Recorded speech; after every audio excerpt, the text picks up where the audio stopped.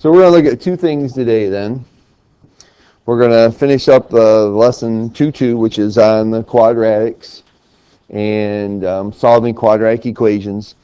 And then we're going to go back and look at section 2.1, which is solving equations by graphing. And one thing that is true is that you can solve every equation that there is to where you're getting a numerical response. You can solve all of them with your calculator. And it's just that some of them don't give, you don't necessarily get exact solutions. You might get decimals. And so we're going to look at that in just a minute. But first of all, we're going to look at solving equations that have that our variables are greater than 1 and 2. So first we're going to look at these, but we're going to look at something a little bit easier first of all. So if I want to factor x to the fourth minus 3x squared minus 10. Okay. If I want to factor this. Now, when you have functions of this, or quadratics, basically, of this sort that need to be factored, the biggest thing is, and the key to it is, that these two numbers here, that the one in the middle, the exponent in the middle of the middle term is half the exponent of the first term. Okay. And what that means then is that when I factor, that the first term in each factor then is going to be whatever that middle term is. Okay. You have that exponent.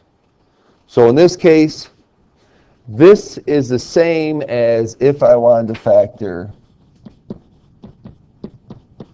that. The only difference is that when I actually write it out, I'm going to have x squared is going to be my first term instead of x to the first power. Okay. So if you think about this one, x squared minus 3x minus 10, what do you get when you factor that? 5 and 2. Okay, so we would get x minus 5 and x plus 2, right? Okay. So in this case then, with the exponents here, then it's just going to be x squared minus 5, x squared plus 2. Okay. The only difference is that the first term in each one is going to be x squared instead of x to the first power. So if we made it so it was x to the 6th minus 3x to the 3rd minus 10. Right? Here we have the exact same problem. The only difference is the exponent. And as long as this exponent of the middle term is half the exponent of the first term, I can factor that. It's just that the number that goes in, or the first term then, the exponent of it is the same as the middle term. Okay. And we're actually going to be looking at some later on to where we look at, and we end up using something a little bit different, but things that can be done. Okay. All right, so we're going to solve this example 7 I got here is from one that's in the book. The one we have down here is the one that's actually on that packet that I gave you, and number 7 from lesson 2.2. Okay. So we're going to factor this. We want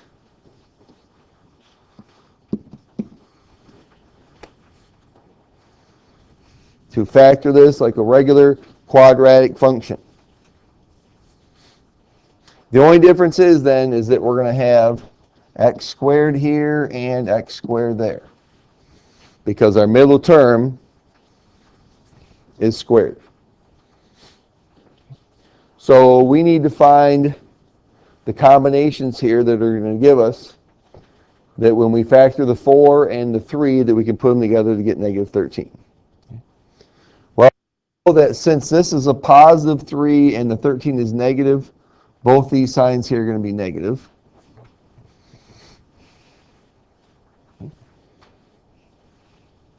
Now it's just a matter of what combinations am I going to use for this. Okay, I know already, okay, because I know to get negative 13, I'm going to need 12 and 1. Okay, and the only way to get 12 and 1 is if I put a 4 here and a 3 here. Okay, and a 1 here and a 1 here. All right. We have negative 12x squared, negative 1x squared would give me the negative 13.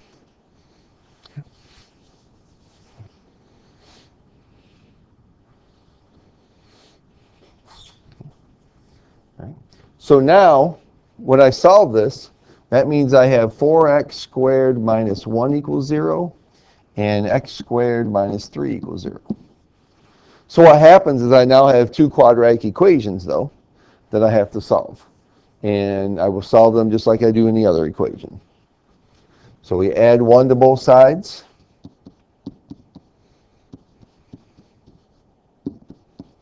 Then divide by 4.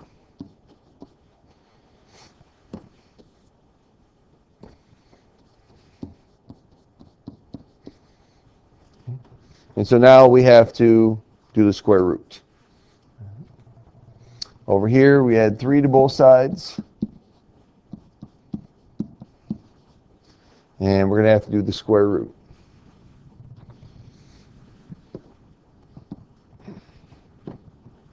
So we get x equals plus or minus 1/2 and plus or minus the square root of 3. Because remember, whenever you take the square root of both sides, you're going to get a positive and a negative.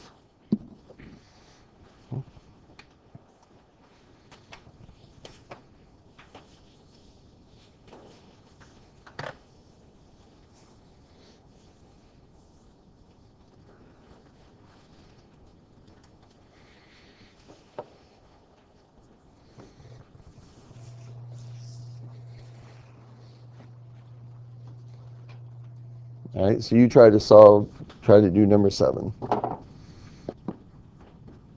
when you're factoring this one, the nice thing about this one is that there's only 2 options you have. Okay? Because the only way to get the 2 is by 1 and 2. So either it's 1 and 2 or 2 and 1. So I have 3x squared here and x squared there. And now, since it's a positive 2 and a negative 5, these are both got to be negatives. Okay. So that means that I'm adding those other things together. So in this case, then, either I have a 1 here and a 2 here, or a 2 here and a 1 here. Okay. And so I need to think of it as, how can I add them together to get 5? So to be able to add them together to get 5, I've got to add 3 and 2 to get 5. Because I'm not subtracting here. All right? I can't do 6 minus 1, I've got to do 3 plus 2.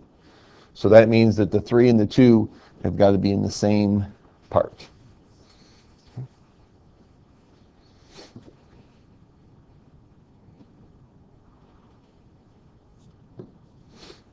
So we get 3x squared minus 2 equals 0, and x squared minus 1 equals 0.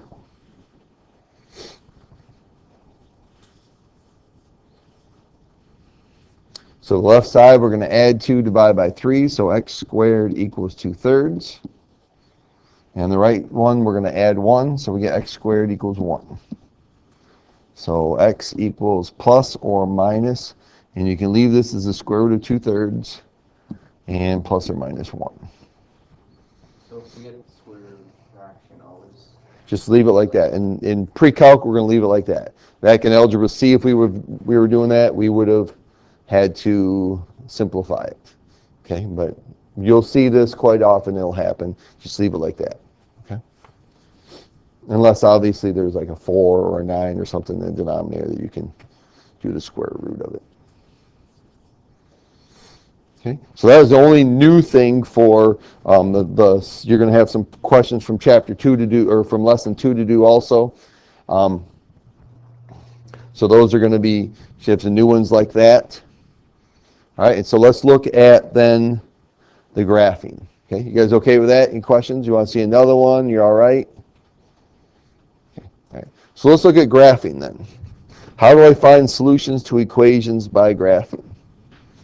And when we were looking at this in your previous courses, we've talked about finding the intersection. has always been our biggest thing. If I can find the intersection, I can do it. The problem is that as you get more and more difficult questions, finding the intersection actually becomes harder. And we're going to look at something that's going to make it easier by actually getting it equal to 0, and then finding the zeros is much easier than finding the intersection point. Because finding the intersection point, can I do it? Yes, I can. But what happens is that sometimes if it's not on your screen, it's more difficult. But 0, if you're looking at the zeros, they're always on the x-axis, and it's always much easier to find. But let's look at the intersection method first of all. So make sure you got your calculator out.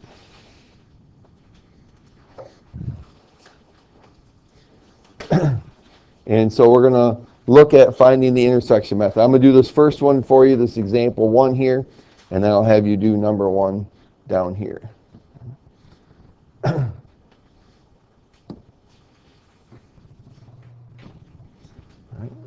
So where my y equals, here we've got an absolute value function. So absolute value is 2 places on your calculator.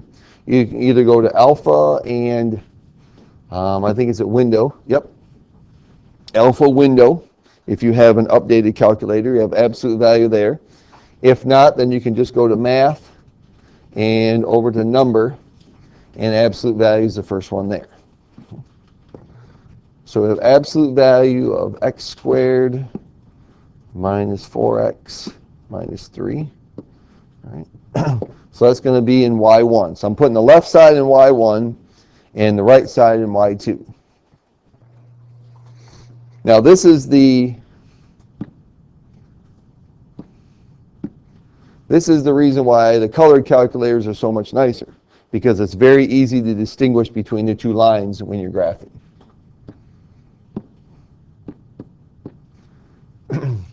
And so I'm always going to start, when I'm finding the intersection or zeros or anything, I'm always going to start with the standard viewing window. So I'm always going to do zoom 6 to get me back in that standard viewing window.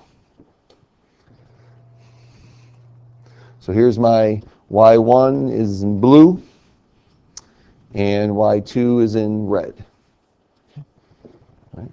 So this one's nice. I can see where they intersect easy enough.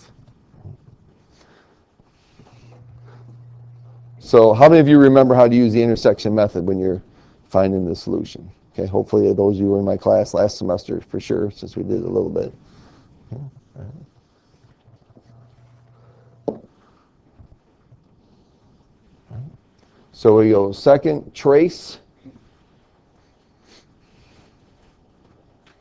And then we're trying to find the intersection point. So we choose number 5. Now in this case, they only show us one intersection point. So I can just make this very easy. It says the first curve. Okay, so the blue one's my first curve. I'm going to hit enter for the first curve. The red one's my second curve. So I hit enter there. And then if there's only one intersection point when it says guess, all I need to do is hit enter. And it will take me there. So there's these 2 graphs intersect when x equals 2.207. And you're going to use 3 decimal places for me. Okay? 3 decimal places. So when I write my answer here,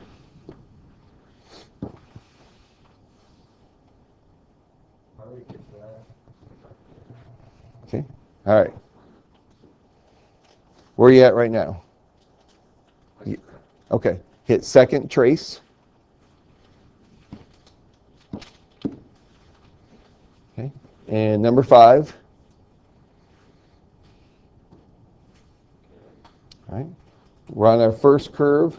Okay, so hit enter for that one. That's the blue one. All right, on the second curve, so hit enter for that one. Okay, and if there's only one intersection point like there is in this case, then just hit enter and it'll take you right there.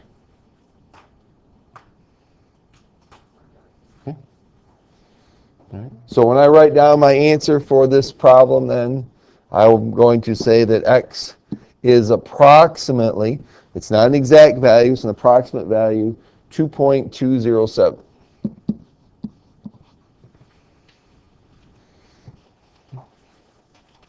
It's always an approximate value. Jessica, you got a calculator? You want to borrow one of mine? Okay, they're right back there on the... All right, so you guys go ahead and do it with this number one here then. All right, so remember the absolute value is under math and then number. All right. All right, so once you have them graphed, all right, second trace, number 5 for intersection. And then my first curve in this case is the blue one, so I can hit enter there. And yours will show it on yours too. It shows y1 equals y2 equals, so you know which curve you're on. All right. Then the second curve was y2.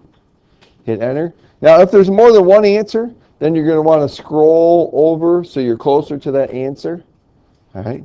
But if there is only one, then it doesn't matter. Hit enter, and then that will give you the answer. Okay. So my answer here is x is approximately 2.221 is the answer you're going to give me. Approximately 2.221. You're going to use 3 decimal places. Yep. Always round to 3 decimal places unless it's more exact than that.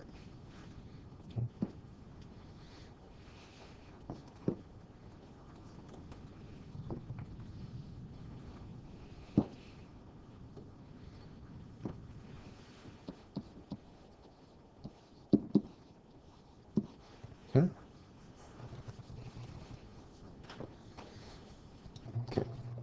All right. Now, the other thing was we didn't talk about this, but let's go back and look at this graph. Do we know for sure that these don't ever intersect again? No. Okay. I do, but do you know? Yes. Okay. Why, Ryan? Why don't they intersect again? And how do you know? Like the sides on the W one, Uh-huh. they can't come back into each other. Okay, they can't come. That's true. Okay.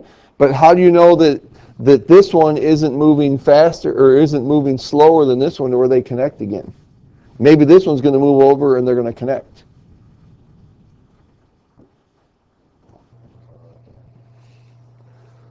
Okay. Anybody know why they're not? They are not going to connect again. Okay, or intersect again. Anybody know why? Okay, not because they're parallel. What do you mean because of the graph, Sam? The x cubed, like the equation itself says that it's gonna just open up in 2 ways and go forever that way.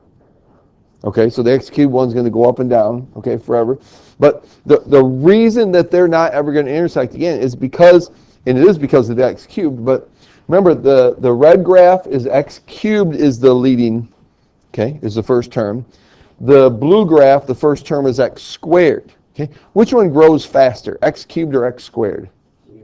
Cubed, okay? And so since the x cubed graph is growing faster, the x squared graph is never going to catch it. Okay? So they're never going to intersect again because of that fact, because the red graph is growing faster rate than the blue one, so the blue one is never going to catch it again, basically, so they'll never intersect. Okay? All right. So intersection is great, okay? And when there's simple equations, it's really easy to use. But in some instances, it becomes very hard to find them because they're way off somewhere else, okay, where I can't see them on my regular screen. So the x-intercept method is actually the easier method to use because I can always find things that cross the x-axis very easily, where things that don't cross the x-axis are much more difficult to find. So we can use the x-intercept method or the zero finder of our calculator to do it. So when we're doing that, okay, when we're finding them, what we want to do is get the whole thing equal to 0 first of all. And so it tells the steps for doing that on here. But I want to look at this one here first of all. And I'm going to use the x-intercept method before, or I'm going to use the intersection method first. All right, and just show you, so just watch this, you don't need to do it. All right. So here we've got x to the 5th and plus x squared and x cubed plus 5.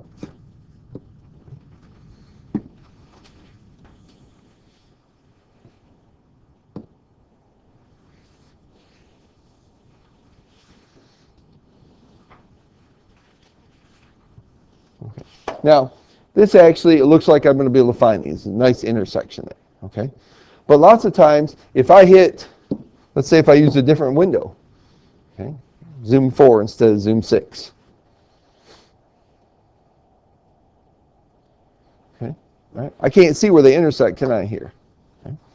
But if I change this so that it is in the form of, to find the x-intercepts, in other words, when I find the zeros, so if I change this whole thing and say, okay, instead of doing that, I'm going to rewrite it.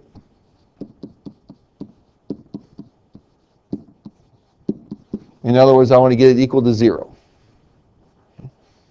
So if I change this then, go back to my y equals,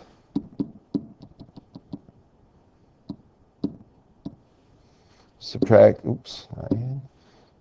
x cubed, and subtract 5. Now if I graph it, I can see where it crosses the x-axis. Okay? You can always find things where they cross the x-axis much easier than when they intersect, lots of cases. And sometimes the graphs just grow really fast that it's hard to see it too. And so finding the x-intercept, and there it is right there. I can see it. It's okay. And there's 2 ways you can do this. All right. Now, you guys like to use that intersection method, right? Okay. So I could do this then, put y2 as just equals 0. Because now I've got 2 lines that are going to intersect. Okay. And I can go through that intersection method.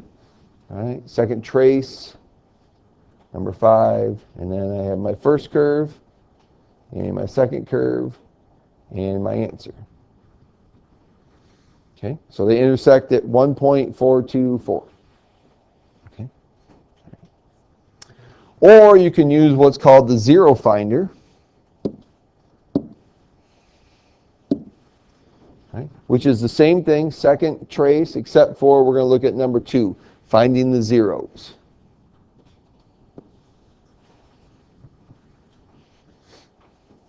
So I'm going to get the same graph.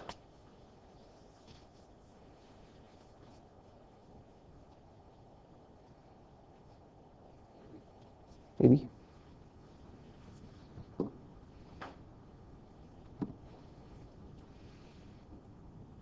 Yours might do this to you sometimes also. It'll keep working and working and working, and it won't graph. If that happens, just press the on key and then hit graph again, and it'll do it for you. So if I use the zero finder, number 2, right? So now it asks me for boundaries then. Okay, so it says left boundary. So I want to be left of the 0 here. Okay, so what's a number, an x value left of the 0? 1. Okay, 1 is, right? So I can just type in 1 and hit enter. And then you can see that it puts, on your calculators, it always put an arrow here. Okay, or a little triangle there. Okay? And what's a number to the right, because it has a right boundary, what's a number to the right of the 0? 2 or 3 or 4 or 5 or any of them. So I could pick anyone. I'm going to choose 5. Okay, and so there's a little triangle there. Okay, so that shows me where the boundaries are. And then if I hit enter, it'll find the 0 between them. Okay? So there we go. We got that same answer, 1.424. Okay? So you can either use the zero finder, or you can set it equal to 0 and find the intersection point. Okay? It's basically up to you. Okay? So let's look at the one on your sheet then. Negative x to the 4th plus 2x squared equals x to the 5th plus 4. Okay? So we want to find the x-intercept. So we want to get it equal to 0. So should I move the left side to the right or the right to the left? Okay. Why do you want to move the left to the right, Ryan? Because x plus 5th is on the right, and you got to put it in order. Okay. All right. Now the question is, Does it need to be in order? Okay, all right. So basically, it's a personal preference. Because in this case, it doesn't matter which way you do it, which side is which. It's still going to be equal to 0 either way. And so you have to use your personal preference. So I'm going to go ahead and go along with Ryan and move everything to the right. So we get x to the 5th plus x to the 4th minus 2x squared plus 4 equals 0.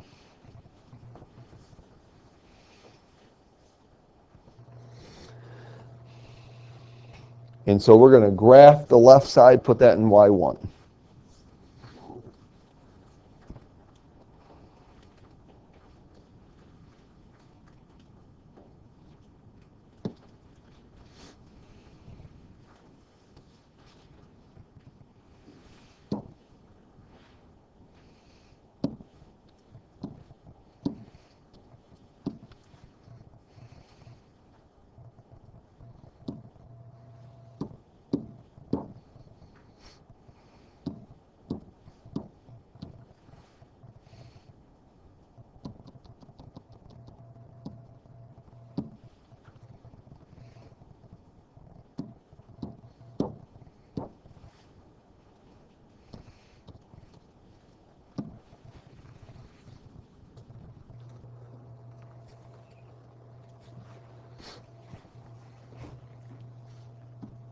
Remember, always start out with zoom 6 too, the standard viewing window from -10 to 10.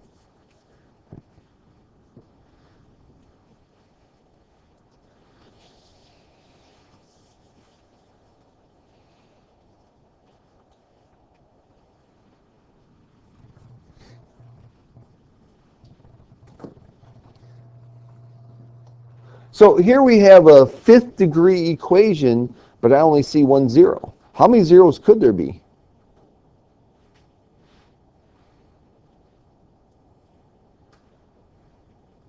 Yeah, there could be 5 because it's x to the 5th power. So there could be 5 different zeros, but I only see one of them. Right?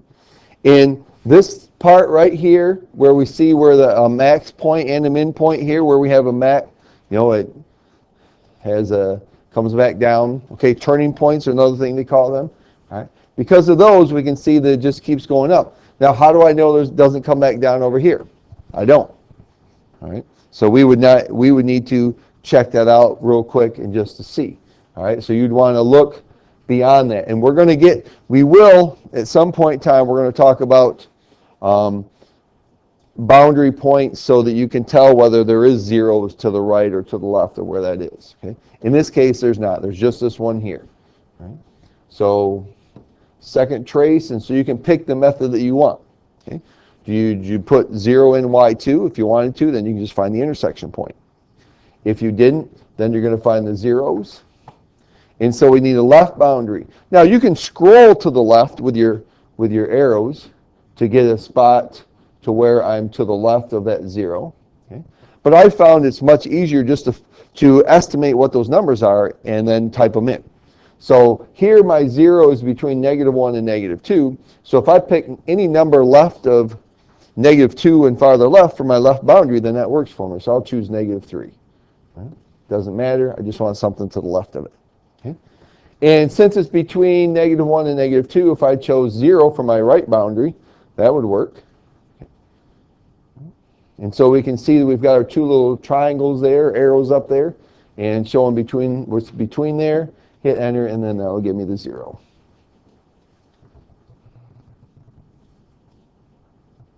Right? So -1.277 would be my answer then. Okay? Approximately.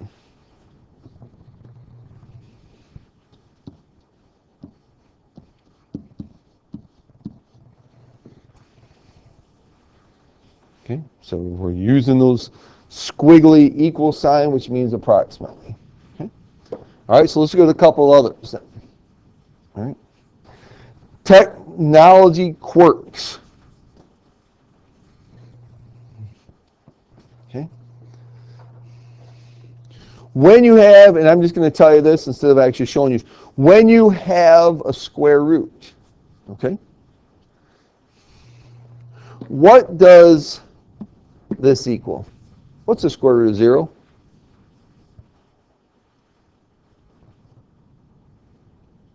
It's 0, right, Megan? That's just equal to 0, okay? What happens with your calculator? If you try to find zeros when you have a square root, it won't do it, okay? It won't actually show it. And so what you want to do then, whenever you have radicals, go back here, put this up here, is, so we got the square root of x to the 4th plus x squared minus 2x minus 1. Okay? And I graph this.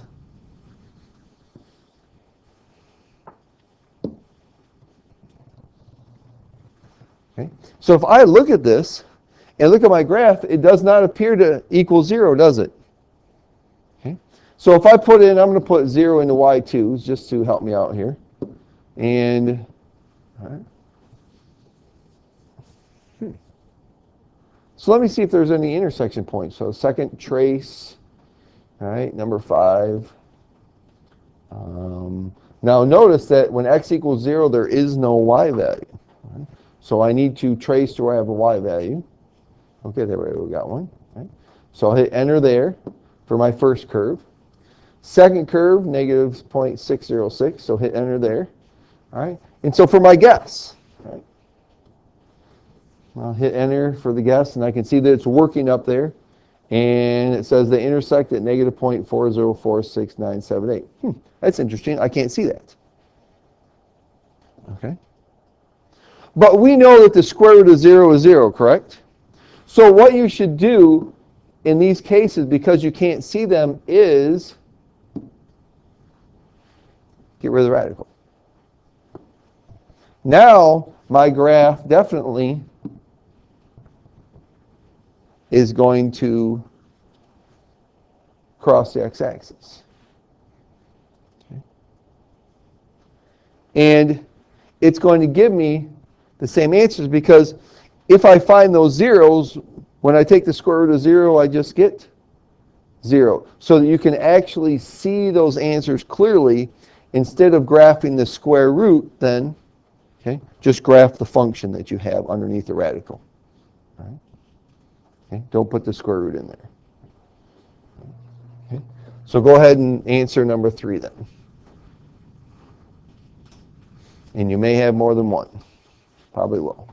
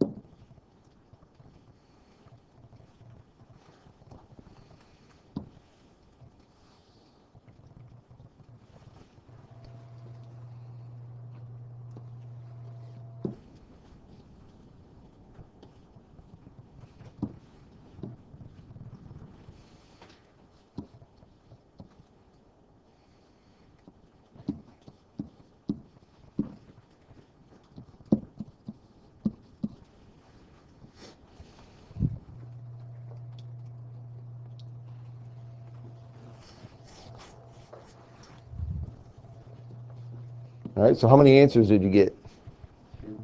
2? Okay, give them to me, Evan. I got about negative 0.513, and then 2.179. Okay. You guys agree with that? Okay. Kaylin, did you get them? No, I keep getting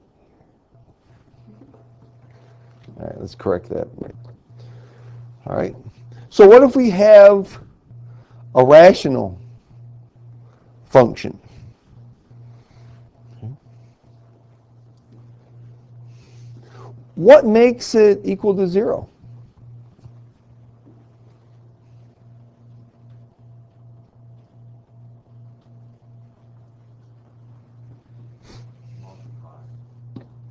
is, what's that equal to? Okay, that equals, this equals 0, right?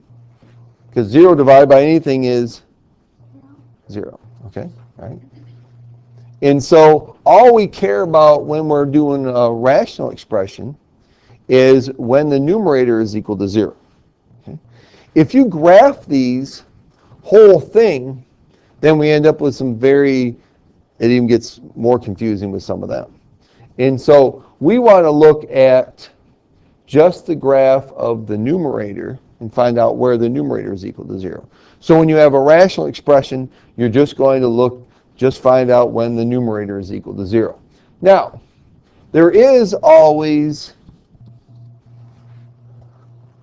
this situation that can happen also, right?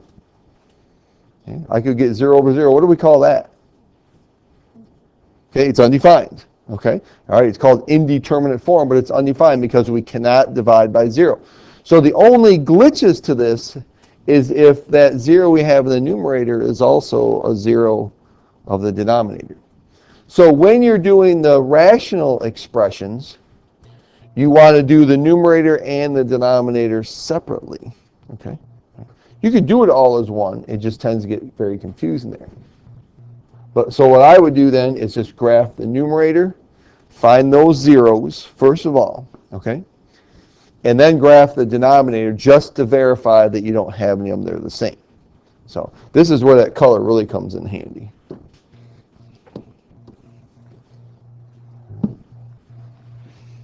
All right, so we've got 2x squared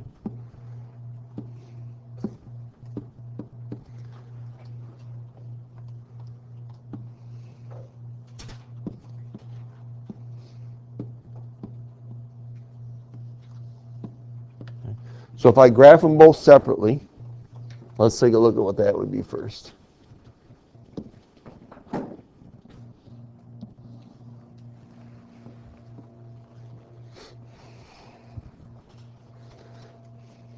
This is where, while you're in here, at least the colored calculators are very handy.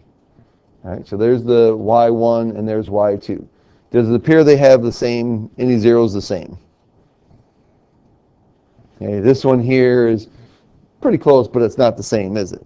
Okay, so since they're not the same, then all I care about is then where the numerator is equal to 0. So I'm going to go ahead and get rid of y2, so it's out of my way. And then I just need to find those two values where it crosses the x-axis. And here I'll use the zero finder because that's what Kaylin likes. She just needs to get a little more secure on it. So it asked me for my left boundary first. Okay, so I'm going to find this one here around -1. So I'm going to put in -2. All right, there's my left boundary. Okay, and then I need to be to the right of that 0. Okay, so going to the right of that one, I can say that 0 is to the right of it. Okay, so you can see they got the two arrows here. All right, and now I can hit enter, and it tells me that I have a 0 at -1. Okay. And then I want to find the other one.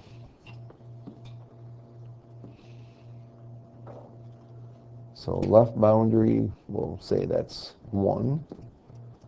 Right boundary could be 3.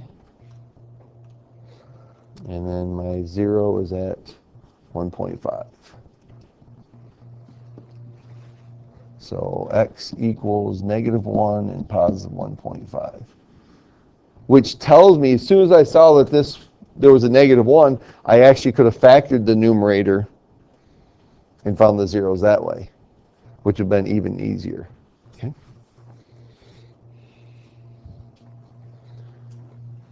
All right, so two ways of finding